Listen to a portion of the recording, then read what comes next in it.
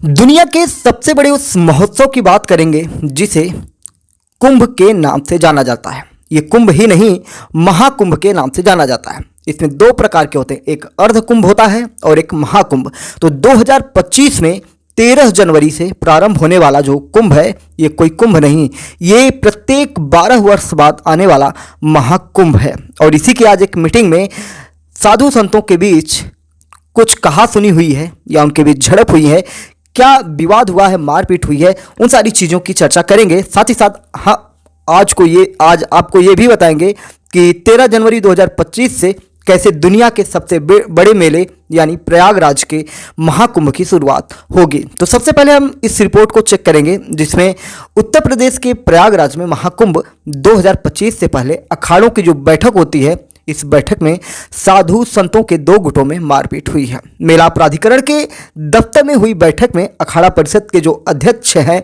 रविंद्र पुरी और महामंत्री हरिगिरी के साथ ही मेला प्रशासन के अधिकारी भी वहां पे मौजूद थे, लेकिन स्वामी हरिगिरी और वहां मौजूद पुलिस अधिकारियों ने बीच बचाव कर झगड़ा को शांत कराया। मेला अधिकारियों ने साधु संतों की मान मनोबल भी की कि भैया ऐसा मत करो, आपस में लड़ाई मत करो, मैसेज बाहर बुरा जाएगा। लेकिन क्या मामला है, सब कुछ आपको बताने की कोशिश करते हैं। एमपीएस हिंदी पर नए हैं तो चैनल को सब्सक्राइब करके daily current affairs, news analysis के लिए हमारे साथ जुड़ सकते हैं और भी बहुत सारी चीज़ें आपको मिल सकती हैं। आप हमारे प्ले लिस्ट में विजिट कर सकते हैं जहाँ पे आपको बहुत सारी चीज़ें मिलेंगी जो आपको पसंद आएंगे और आपके ज्ञान को बढ़ाएंगी, आपकी परीक्षाओं की दृष्टि से भी अति महत्वपूर्ण होंगी यदि आप छात्र हैं।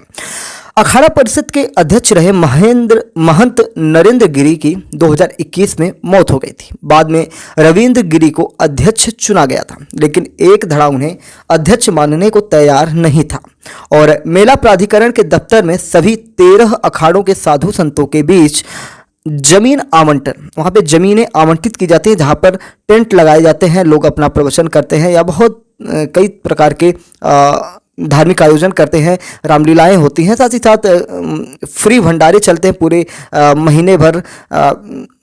हजारों लाखों लोग वहाँ पे भोजन करते हैं, करोड़ों लोग फ्री में भोजन करते हैं और बहुत ही मज़ेदार चीज़ होती है। मैं तो वहाँ पे रहा हूँ, कुंभ के दौरान मैं वहाँ पे रहा हूँ, तो बड़ा मज़ा आता है, बड़ा ही आनंद आता है और एक मनोरम एक तरह से कहा जाए कि दृश्य रहता है। और इस बार भी जब कुंभ लगेगा तो समय निकाल कर हम कुंभ में पहुँचेंगे और वहाँ का अवलोकन आपको भी करवाएंगे, जिस भी तरीके से शॉर्ट हो या जो भी चीज़ें होंगी या लॉन्ग वीडियो हो जो भी है, और कई साधु संतों महात्माओं से भी कुछ चर्चा परिचर्चा करेंगे, वो भी आपको ज़रूर सुनाएंगे, जिससे भी आपको पता चल सके कि दुनिया के सबसे बड़े मेले में भी एमपीएस हिंदी ने पार्टिसिपेट किया और वहाँ की चीज़ें आपको दिखाने की कोशिश की। और जो संगम प्रयागराज है वहाँ के चप्पे चप्पे से मैं वाकिफ़ हूँ, एक एक कण को मैं जानता हूँ क्योंकि वहाँ मैं रहा हूँ और वहीं से रहकर मैंने अपना अध्ययन किया हुआ है, संगम में ही मैं रहता था। तो ये सारी चीज़ें हैं, जो आपका नैनी ब्रिज है वहीं पास में मैं रहकर, जो आपका मिंटो पार्क है वो मेरे तो बिल्कुल सामने ही था। तो चलिए आइए इस कहानी को थोड़ा जानने की कोशिश करते हैं। जब मेला प्राधिकरण दफ्तर में सभी 13 अखाड़ों के साधु संतों के बीच जमीन आवंटन को लेकर उनकी बैठक बुलाई गई थी और यहाँ अफसरों के सामने ही इन्हीं सारी चीज़ों को, इन्हीं सारे मुद्दों को लेकर साधु संत आपस में भिड़ जाते हैं। निर्मोही अखाड़े के महंत राजेंद्र दास का किसी बात को लेकर एक साधु से झगड़ा हुआ, नौबत मारपीट तक चली गई और इस बीच अखिल भारतीय अखाड़ा परिषद के महामंत्री स्वामी हरिगिरी महाराज को बीच बचाव कर मामला शांत कराना पड़ता है। बताया जा रहा है कि ये झगड़ा अखाड़ों के दो गुटों साधु संतों के बीच है। एक गुट बैठक के बीच हर हर महादेव के नारे लगाने लगा, ये दूसरे गुट को नागवार गुजरा, जिसके बाद विवाद बढ़ गया, दोनों गुटों में मारपीट होने लगे। अखाड़ा परिषद के अध्यक्ष रविंद्र पुरी ने जो बातें बताई वो भी आपको जाननी चाहिए। उन्होंने कहा कि जमीन आवंटन को लेकर विवाद है, कुछ संतों की तरफ से हंगामा हुआ, महाकुंभ के लिए जमीन आवंटन को लेकर संत आपस में भिड़े, दोनों गुटों को बैठक के लिए बुलाया गया था। निर्मोही अखाड़े के अध्यक्ष राजेंद्र दास ने कहा, जब भी कोई मेला होता है तो अखाड़े के पदाधिकारी हैं उन्हें बुलाया जाता है, लेकिन कुंभ मेले में ये 2-3 बार हुआ है कि जब पदाधिकारियों को न बैठाकर दूसरों को बैठाया जाता है। जूना अखाड़ा का रिकॉर्ड अच्छा नहीं है, झगड़ा करना और विवाद करना ही उनका काम है। हमको वहां बैठने को जगह नहीं मिली तो हमने इसकी शिकायत की। इस पर जूना अखाड़े के प्रेमगिरी ने हम पर हमला कर दिया। महाकुंभ के लिए अखाड़ों साधु संतों के लिए जो जमीन आवंटन की प्रक्रिया होती है जब शुरू होती है तो अखाड़ों और साधुओं को अच्छी लोकेशन पर अलॉटमेंट को लेकर रार होनी तय होती है। आवंटन की प्रक्रिया शुरू होने के बाद मेला प्रशासन बड़े अखाड़े साधु संतों से राय मशवरा करता है और इसी को लेकर कई बैठकें आयोजित की जाती हैं कि किस प्रकार से मेले में जमीन आवंटित हो, किस प्रकार से मेले का प्रशासन बने। सारी चीज़ों को लेकर ये अपना अलग से करते हैं और विवाद और मारपीट के बाद अब एक गुट नाराज हो गया है। हालांकि उन्हें रोक कर मेला अधिकारी और अन्य अफसर बैठकर मान मनोवल कर रहे हैं और दूसरे गुट के साथ प्रशासनिक अधिकारी जमीन का निरीक्षण करने गए हैं कि कहां कौन चाहता है बहिष्कार न हो जाए। इसे लेकर अफसरों के हाथ पांव फूले हुए हैं, क्योंकि अगर ऐसा कुछ हुआ तो सीधा मुख्यमंत्री योगी आदित्यनाथ अफसरों पर इसकी गाज गिराने की पूरी कोशिश करेंगे। आपको बता दें कि मुख्यमंत्री के सामने भी ऐसी एक घटना घट चुकी है। ये घटना है पिछले महीने जब योगी आदित्यनाथ जी महाकुंभ की वेबसाइट लॉन्च करने के लिए प्रयागराज पहुंचे थे। उस समय भी अखाड़ों के साथ बैठक के दौरान मामला गर्म हो गया था। सीएम के सामने ही अखाड़ों के साधु संत बहस पर उतर आए थे। तब मुख्यमंत्री योगी आदित्यनाथ ने तो मामला ठंडा हो गया। उस समय उनके सामने तो सभी ठंडे पड़ गए, भाई मुख्यमंत्री के सामने कितना बोलेंगे। तो ये सारी चीज़ें हैं क्योंकि मैसेज गलत जाता। तो अखाड़े 2 गुट में उस समय भी बटे थे और अखाड़े आज भी 2 गुट में बटे हुए हैं। प्रयागराज की तैयारी कैसे चल रही है, प्रयागराज में महाकुंभ की क्या तैयारी चल रही है, आपको बताते हैं कि हजारों हजार श्रमिक वहां पर लगातार साफ सफाई से लेकर वहां पे पीपा पुल बनाने का भी काम कर रहे हैं। पीपा पुल का आपने नाम नहीं सुना होगा तो प्रयागराज जाइए, एक अस्थायी पुल बनाया जाता है जो लोहे का एक तरह का ऐसा डिजाइन किया होता है जिससे आप गुजरेंगे तो आपको पता भी नहीं चलेगा, आपको लगेगा कि हम कितने बेहतर तरीके से जाते हैं। और इसके बारे में पहले भी मैंने एक वीडियो किया हुआ था सालों साल पहले। तो आइए जानते हैं प्रयागराज 2025 की तैयारी कैसी चल रही है। आपको बता दें कि 13 जनवरी 2025 को दुनिया के सबसे बड़े मेले यानी प्रयागराज महाकुंभ की शुरुआत हो जाएगी। 5,000 करोड़ रुपए से ज़्यादा का बजट इस बार है। 40 करोड़ से ज़्यादा लोगों के आने का अनुमान है, एक मैं भी हूँ उसमें। 10 से ज़्यादा देशों के राष्ट्राध्यक्ष आएंगे। देश के राष्ट्रपति, प्रधानमंत्री से लेकर हर मंत्री इस महाकुंभ में शामिल होंगे। 13 अखाड़ों के प्रमुख धर्मगुरु यहाँ 2 महीने तक मौजूद रहेंगे। दुनिया भर की मीडिया की इस पर नजर होगी। महाकुंभ की शुरुआत में अब 75 दिन बाकी हैं। दिव्य, नव्य और भव्य महाकुंभ के लिए प्रशासन अपनी तैयारियों में लगा हुआ है। 50 से 60 हजार श्रमिक या कर्मचारी महाकुंभ को एक सुंदर रूप देने के लिए तैयार हैं और लगातार दिन रात काम कर रहे हैं। महाकुंभ की तैयारी कर रहे हैं और कहां तक पहुंची है, क्या कुछ पूरा हुआ है, क्या फंसा हुआ है, सभी चीजें हम आपको बताने की कोशिश कर रहे हैं। शहर के चौराहे खुदे पड़े, गंगा का प्रमुख पुल अभी भी अधूरा है, ऐसी बातें मीडिया रिपोर्ट्स में छप रही हैं। आपको बता दें कि प्रयागराज में फाफामऊ के गंगा पुल पर कुंभ की तैयारियां दिखने लगती हैं और पुल से नीचे झांकने पर नदी के किनारे रिवर फ्रंट जो बन रहे हैं उनका अलौकिक ही अद्भुत ही नज़ारा होता है। यह संगम से लेकर रसूलाबाद घाट तक होगा। कुल लंबाई 13 किलोमीटर होगी। कुंभ में जिस दिन शाही स्नान होंगे उस दिन बड़ी संख्या में भीड़ को यहीं स्नान करवाने की तैयारी की जा रही है। चौराहों की बात करें तो उनका सुंदरीकरण किया जा रहा है, खोदा गया है और उनको फिर से बनाने की तैयारी की जा रही है। लगभग चौराहों पर जेसीबीयां आपको सभी चौराहों पर दिख जाती हैं और इसमें कुछ चौराहों पर सीवर लाइन का भी काम हो रहा है तो कुछ को सुंदर बनाए जाने का काम हो रहा है। गंगा पर 6 लेन पुल का निर्माण हो रहा है। शहर के श्रद्धालुओं के लिए यह सबसे जरूरी पुल है। करीब 2000 करोड़ की लागत से बन रहे इस ब्रिज को बनाए जाने की शुरुआत 2021 में हुई थी। जून 2024 में इसे पूरा होना था लेकिन नहीं हो सका। अब इसी पर अस्थायी 4 लेन स्टील ब्रिज तैयार किया जा रहा है और इसका बजट अलग से 60 करोड़ रुपए हो गए हैं।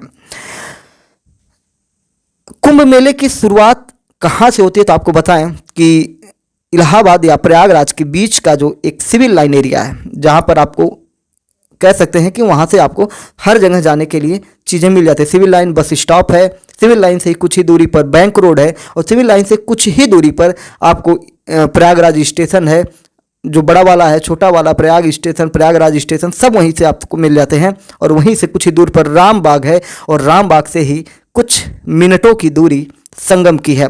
आपको मैं सिविल लाइन से अगर संगम तक ले जाने की कोशिश करी तो कई तरीके से आप आ सकते हैं। तो आप डायरेक्ट सिविल लाइन से आप आ सकते हैं रामबाग होते हुए सीधा संगम की तरफ कीड़गंज होते हुए, या अलोपी बाग होते हुए, या अब बैंक रोड भी जाकर सीधा बैंक रोड से अलोपी बाग आते हुए, अलोपी बाग अगर आप आ गए, अलोपी के पास आ गए या वहाँ पे पुल के पास आ गए तो वो पुल तो बिल्कुल संगम में ही है। और वहीं से और प्रयागराज की एक अद्भुत चीज़ है, आपको पैदल बहुत चलना पड़ता है। पैदल बहुत चलना पड़ता है, या आप वहाँ पे ई रिक्शा वगैरह ले सकते हैं, लेकिन पैदल बहुत चलना पड़ता है। तो जो भी जाएं थोड़ा अपने दिल को मजबूत करके जाएं, क्योंकि वहाँ पे पैदल चलना पड़ेगा। क्योंकि संगम तक जाने के लिए, क्योंकि सिक्योरिटी के चलते सारी रास्ते जो होते हैं ब्लॉक हो जाते हैं, और आपको पैदल 5 से 7 किलोमीटर चलने की आदत बना लेनी चाहिए अगर आप प्रयागराज घूमना चाहते हैं।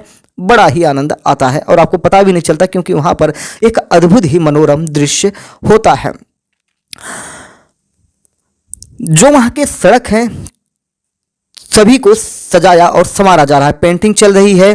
और मेले में पहुँचने के लिए, या मेले के इस तरफ नदी के एक तरफ और नदी के दूसरी तरफ जाने के लिए वहाँ पे प्लाटून पुल बनाया जा रहा है। और इस बार लगभग 30 प्लाटून पुल बन रहे हैं, और ऐसी पहली बार हो रहा है। पहले के मेलों में इसकी संख्या 15 से 20 होती थी, लेकिन इस बार 30 प्लाटून पुल बन रहा है, जिसे पीपा पुल के नाम से भी हम जान लेते हैं, या वहाँ पे ऐसी चर्चा होती है। मैं तो पीपा पुल ही उसको बोलता था।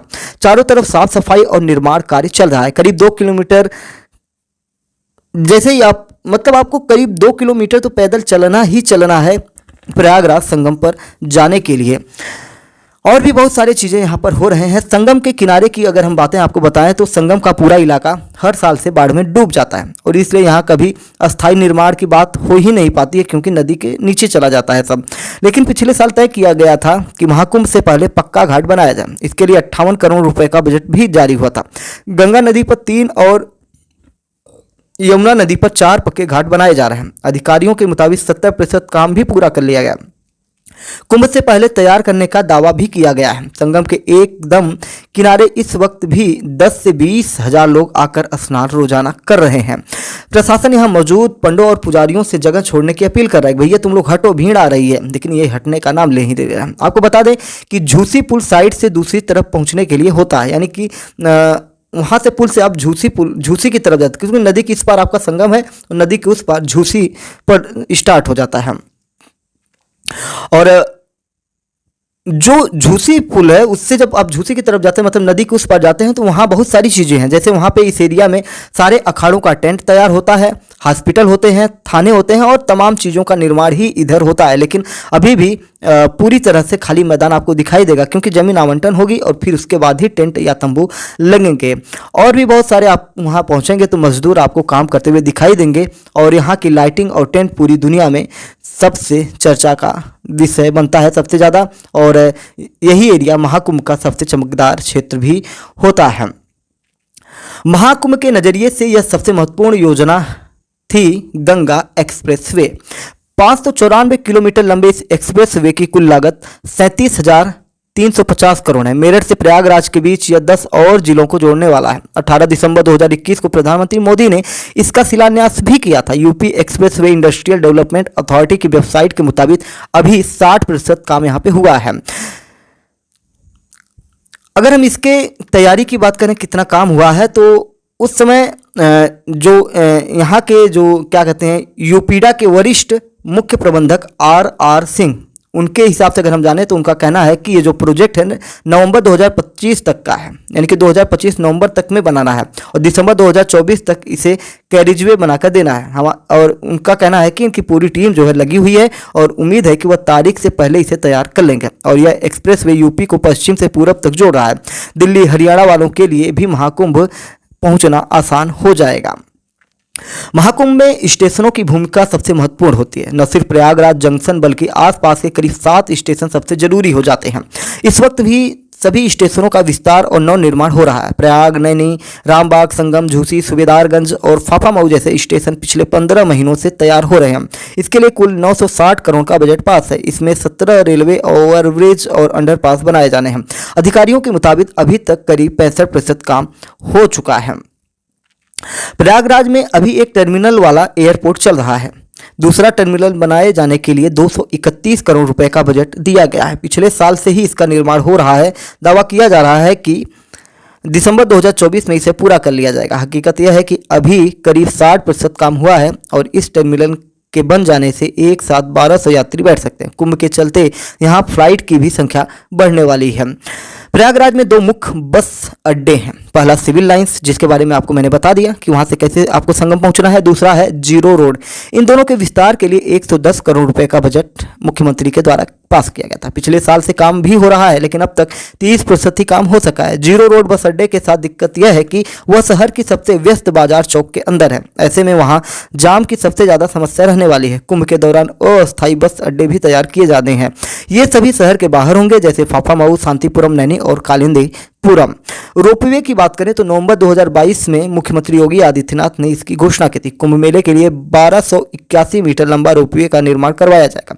इसके लिए 250 करोड़ रुपए का बजट तय किया गया, लेकिन इसके लिए जमीन ही नहीं तय हो पाई और यह पूरा प्रोजेक्ट कागज में ही रह गया, यानी कि दब गया। वहीं कुंभ म्यूजियम की बात करेंगे तो सरकार का पूरा फोकस इस महाकुंभ की भव्यता को दुनिया देखे, इसलिए कुंभ से जुड़ा एक ऐप भी लॉन्च किया गया। इसी तरह से कुंभ में डिजिटल कुंभ म्यूजियम बनाया जाना तय हुआ था। इसके लिए अरैल रोड साइड की जमीन तय की गई। 21 करोड़ का बजट पास हुआ, लेकिन अभी तक इसका 20% काम भी पूरा नहीं हो सका। स्मार्ट सिटी की बात करें तो प्रयागराज को स्मार्ट सिटी घोषित किया गया है। केंद्र सरकार की स्मार्ट सिटी स्कीम में ये शामिल है। 2017 में इस जिले को स्मार्ट सिटी बनाने के लिए 800 करोड़ रुपए दिए गए थे।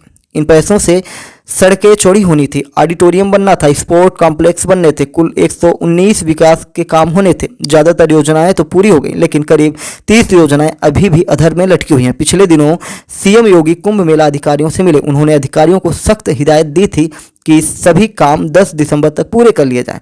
अगर काम पूरा नहीं होता है तो ठीक नहीं होगा, यानी कि एक तरह से दबाव बनाया गया कि काम हो जाए। और इन्होंने कहा कि तमाम योजनाओं को लेकर संबंधित अधिकारियों से बात की गई थी। योगी आदित्यनाथ की तरफ से अधिकारियों को यही कहा गया था कि समय पर सभी काम पूरे हो जाएं, और उनका कहना भी है कि हम समय से सारे काम पूरा कर लेंगे। और इस तरीके से बहुत सारी चीज़ें हैं और बड़ी ही मज़ेदार चीज़ें हैं जो आपको कुंभ जाने के बाद ही पता चलेगी, वो सिर्फ बताने से नहीं पता चलेगी। तो अगर आप कुंभ कभी नहीं गए हैं तो इस बार जरूर जाइए।